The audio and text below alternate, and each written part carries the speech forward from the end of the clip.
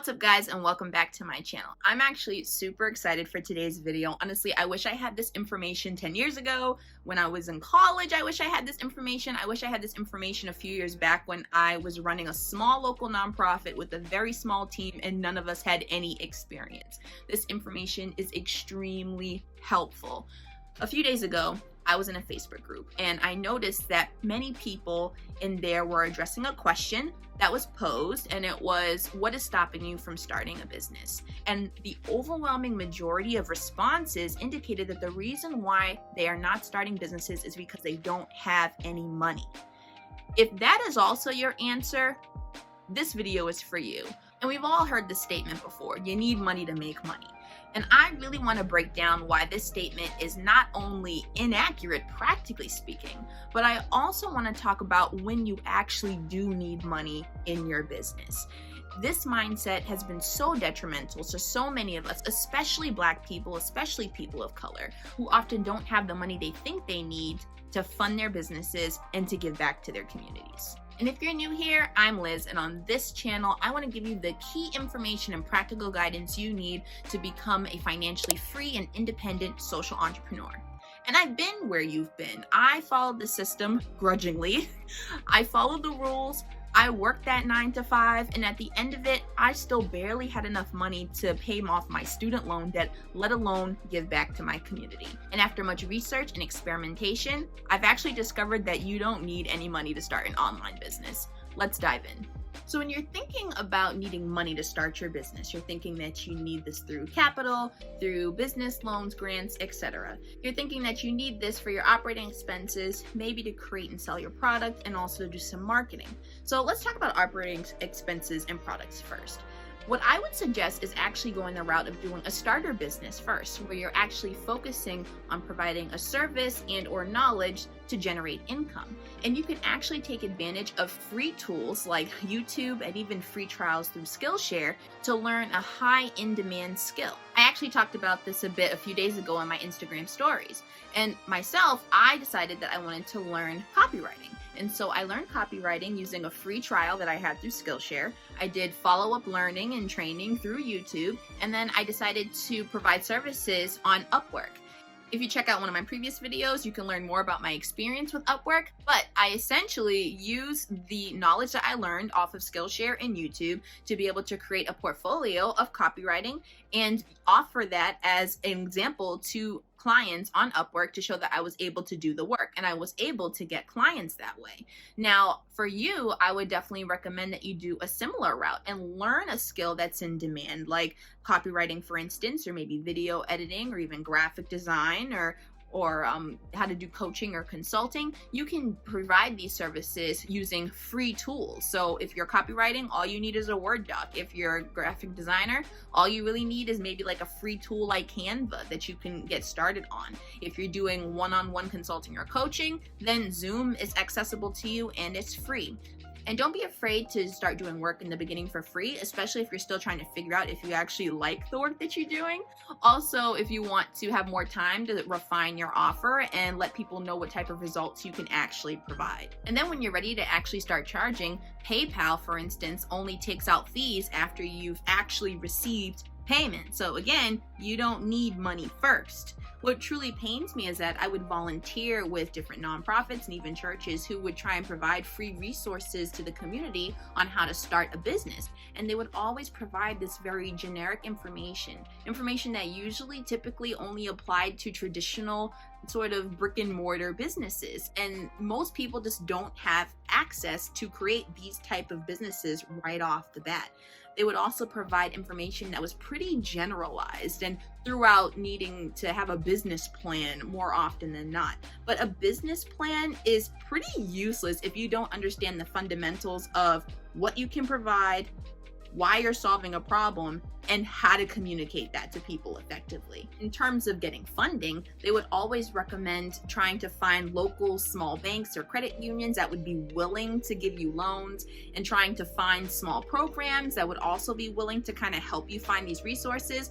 I never found these to be user-friendly, and I never really found them to be truly accessible. I can only imagine what it's like right now in the midst of the pandemic, but let me know in the comments below, what has your experience been? Have you been able to easily access local programs that can help you fund your business? So if you want to build a social enterprise, or really any business for that matter, I would suggest starting with a starter business, and then you can use that money once you can learn how to sustainably build it and generate it to fund your nonprofit arm, or to fund another nonprofit that's doing the work that is in support of a cause that you care about, or even to fund a product-based business.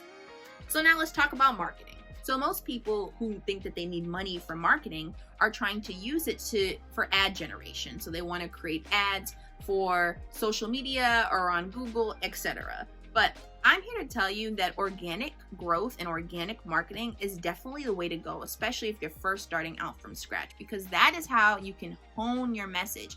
Because if you spend hundreds or thousands of dollars on marketing, but your message is still not refined, is still not communicating with people the way that you need it to, then you're throwing money down the drain. And I can speak to this from experience, having tried to push and promote events with this local nonprofit that I had worked with.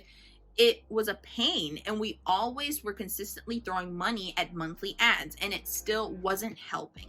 I'd say organic is best. And think of it in terms of the old-fashioned barter system back in the way back in the day. It was one-on-one. So you had someone who's providing something to a community, and they were known in the community for providing that service, and that's where you went. That was your go-to. And that's how old-fashioned barter systems operated. And so you really want to learn a lesson from that and start small to generate results, generate consistency, become the go-to in whatever it is that you're trying to do. And that's how you slowly begin to develop your business. That's how you'll slowly begin to develop your social enterprise. In the online business world, you're going to want to use a search platform to be able to put your services out there. So that would be a platform like Google or YouTube, because you want to make sure that your content is somewhere where people are looking for solutions to their problems. This is also a great opportunity for social entrepreneurs, because you can use YouTube, for instance, to not only educate people about the services that you provide, but also educate them about the issue that you're looking to solve in the world or in your community.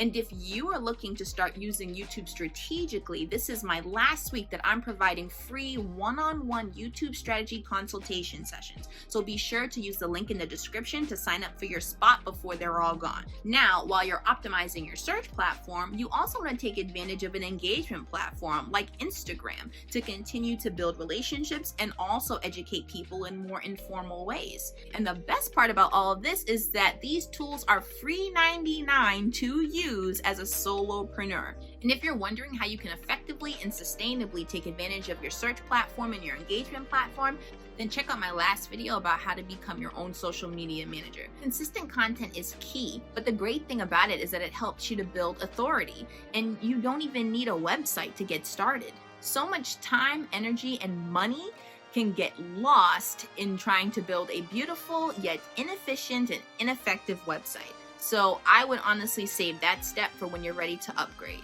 Which leads us to the next point. When do you actually start investing money into your business? When you're ready to scale, when you're ready to start serving a larger number of people. And in order to do that, you'll have to invest in upgrading the equipment that you use and the tools that you use to provide better content, to provide more high quality content and higher quality service. This is the step that you'll need to reach before you can start using the funding from your business to be able to support the causes that matter to you most. You're going to have to build sustainability. Sustainability is so important, and sustainability also includes being able to pay your business expenses through your business, being able to pay your business taxes, being able to support your salary as a solopreneur. And according to recent research, apparently $70,000 a year is when most people kind of hit their peak in terms of job satisfaction from just the money alone. And I can definitely attest from my own experience that after $70K, the workload never matches the salary in terms of fairness, in my opinion. But this number, I'm sure, should also be adjusted based off of cost of living for wherever you live, as well as your particular lifestyle. You'll also want to use your money to invest in yourself, because as a solopreneur, you are your business. So you'll want to make sure that you're continuing to regularly improve your techniques for the services that you provide, the content you provide, and also to improve your reach. Personally, I only invest in training from trainers that have already provided me extremely valuable content that I can use for free. For more strategy and mindset help on your journey to becoming a financially free and independent social entrepreneur, be sure to follow me on Instagram at A Tribe Called Liz. And if this video helped to change your perspective, then be sure to like, share, subscribe, and let me know in the comments below what your biggest takeaways were. And if you need more information on how to build a sustainable social enterprise, be sure to check out my other videos as well. Take care.